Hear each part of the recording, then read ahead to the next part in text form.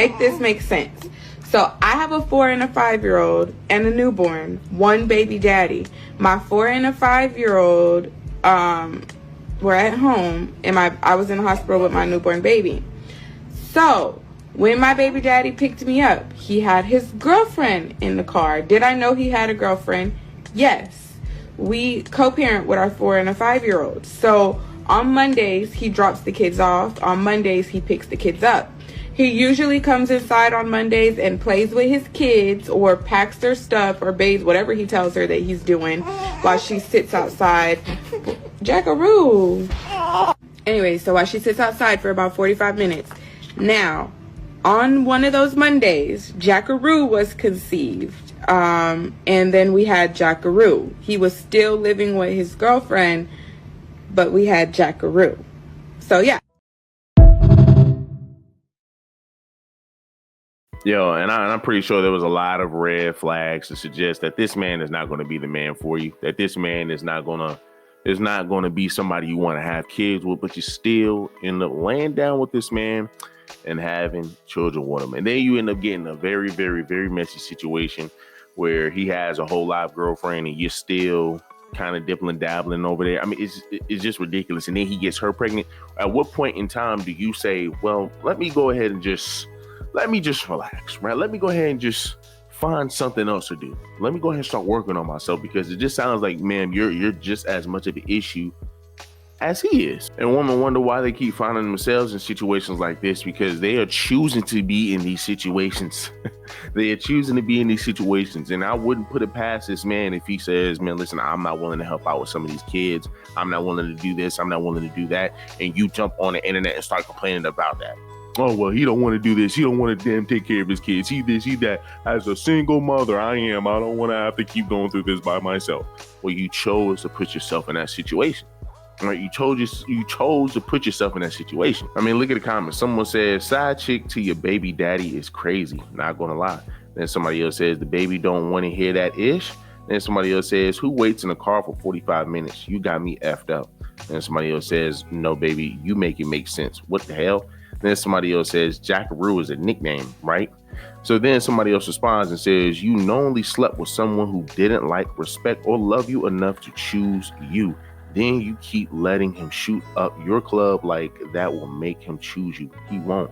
Hey, listen, that's a story. I'm talking about that is a story for a bunch of sisters in the Black community, right? This is the same story for a bunch of sisters in the sisterhood. They will go out here and go pick up Pookie and Ray Ray that really doesn't respect them, and then they will cry and complain and jump on the internet and say, well, he don't respect me, he don't love me, he don't this, he don't that. Well, he has never loved you, he has never respected you, but you did not care because maybe you were blinded by his status, maybe you were blinded by whatever. But bottom line, it's your problem. So then somebody else says, it makes plenty of sense. Both of y'all are trifling. And somebody else says, 3 babies, alone, no sleep, minimum help, just to prove you can F him? Okay. Then somebody else says, 2025 is full of people who normalize embarrassment because, girl, right? And once again, that's just your sisterhood. You keep saying, man, they normalize embarrassment, but yet this is probably the same sister who will sit here and air out her own boyfriend, air out her own baby father if she feels he is doing something she doesn't like. I mean, this is like, this is a story of a lot of your sisters. I'm just being honest with you. This is a story of a lot of your sisters. And your sisters can deny it as much as they want, but proof is in the pudding. Proof is in the pudding. Here's another sister who is upset that her baby father slept around on her. But I mean, to some degree, I guess they were already broken up. But it was just one of those situations where they break up, but y'all know y'all going to get back together. But he ended up getting another woman pregnant. Now, her issue is, hey, well, listen, I don't care that you got another woman pregnant. I care the fact that you told me this is not a woman that you told me to care. This is a woman you told me to turn a blind eye to. This is a woman you told me not to really worry about. I'm pretty sure, yeah, that might be an issue, but that can't be more of an issue, than a guy who is trying to holler at you, trying to get you back, while you have his child, and then he gets another woman pregnant. I mean, look, come on, man. Like, what are we talking about? But once again, your main issue is that, hey, well, this is a girl you told me not to worry about, not her having a baby. These are people with issues. And I will always say there were red flags, but these sisters did not really care for the red flags. They wanted to do what they want to do. And that's what I hate about a lot of your women today. They want to sit here and make all of the wrong decisions and then expect somebody else to come dig them out of it. They want to make all the wrong decisions and then jump on the internet and crash out on everybody else instead of just shutting up and taking accountability. Put a finger down if your baby daddy put his hands on you back in November and y'all broke up and then y'all just got back talking because you just went through all the legal bullshit and you got the charges dropped for him, and he brought you and your daughter to his house the next day and get to making all these promises and begging for his family back and begging you to move in with him and telling you how much he loves you and he missed you, and just a whole bunch of bullshit that baby daddy's me saying, just to find out on Sunday that he got another girl pregnant that he was with while y'all were not together. I'm not mad about that because we were not together. But what I am mad about is the bitch steady telling me over and over again that the girl was nothing, that he was just going through a hard time. He was just her to get over me, and swearing up and down that she's getting an abortion on the 21st today.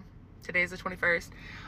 Talking about he ain't talked to her in weeks. He blocked her when she told him that she was pregnant because they both had agreed that she was going to get an abortion because she knew about me the whole time and she knew he was in love with me and she didn't want to have no baby on her own, and that he told her out of his mouth that he did not want no baby by her. So she said, okay. He said the only time that he was going to talk to her was on the 21st, which is today, because he wanted to make sure she got the abortion. He wanted to see if she needed any money to get it. So boom, I'm really not even trying to fuck with him like that because that's just like wild to me. Like, yeah, we wasn't together, but no, you created another life, and our daughter is 7 months old. She's not even a year old. But anyways, I leave the house after he tells me that, after all the boohoo crying. Like, the boohoo crying, like, I learned to stop listening to that like a long time ago because this nigga is a paid actor. Like, he will crash the fuck out,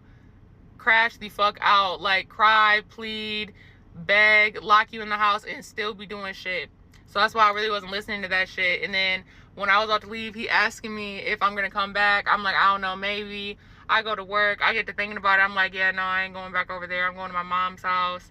And then I call him, or he called me, I can't really remember, and he's still reassuring me like, oh, like, I swear, like, I want this to work, like, she's nothing, she don't mean nothing, I don't love her, I don't give a shit about her, she's not gonna have my baby, like, I don't care, I don't want it. I want you and Gigi and Carter, like, you and Gigi and Carter are all my family, like, we're a family, we're gonna work on this, we're gonna fix this.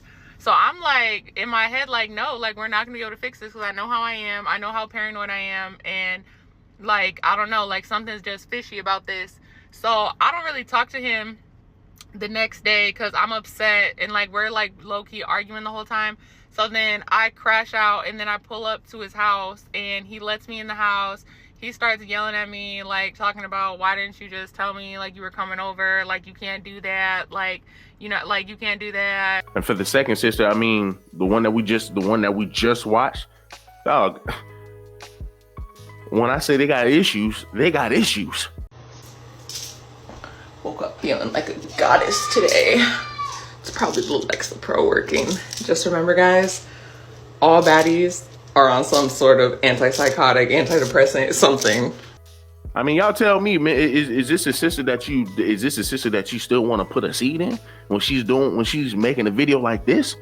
Oh, well, all of the bad bitches, y'all know, man, are on some type of antidepressant. So, okay, well, once again, that it was already proven that most of your women are starting to take antidepressants, on antidepressants, and a lot of times it's because of what they want to put themselves through. Look at what she put herself through. I mean, you can just tell the sister is just living a reckless life. But once again, these are the same sisters that will jump on the internet, air out the very man that they laid down with, to try to gain some sympathy, to try to gain some views, to try to gain some clout. And this is why, man, if you have it, y'all single mothers have got to do a lot better, man, with the men that y'all deal with, because all y'all doing are raising these type of sisters. That's the sad thing about it. We have our sisters in our sisterhood raising these type of women, making bad decisions, making bad choices, and they want to blame everybody else. Well, we can understand how you learn that type of behavior. You learn that from your mother. So now it's just a trickle effect. So now you're carrying your mother's burden and curse, right? Mainly curse, but not burden. But you are carrying your mother's curse, the curse of, I don't know how to keep a man. But hey guys, look, y'all do me a huge favor. Leave me a like, leave me a comment, subscribe to the channel. Y'all let me know down below. What do y'all think?